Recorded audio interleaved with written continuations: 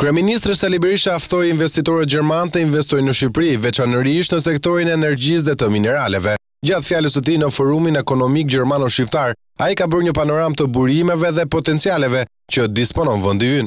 Mëtej kryeministri vuri theksin se krahas resurseve, një rol të madh në shtimin e investitorëve të kaluajtur, edhe qeveria me lehtësirat fiskale dhe heqjen e burokracive, duke premtuar se do të vazhdohet edhe mëtej në këtë drejtim. Shqipëria ka një model fiskal ndër më të favorshmit për ju.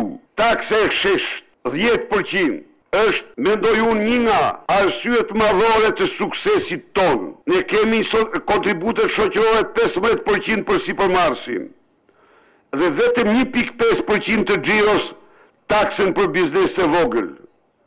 Ne nuk kemi normen të rrisim taksat, ne do t'i ulim më tej ato. Të dhënat dëshmojnë se kostoja e ndërtimeve të hidrocentraleve pra në energjinë e rinovueshme është 50% më e ulë se sa në zona tjera të Europës. Unë ftoj ju të konsideroni seriozisht investimet në fushën e erës. Ju garantoj se Shqipëria do të ketë njëri nga paketat rregullatore të energjisë rinovueshme më të favorshme.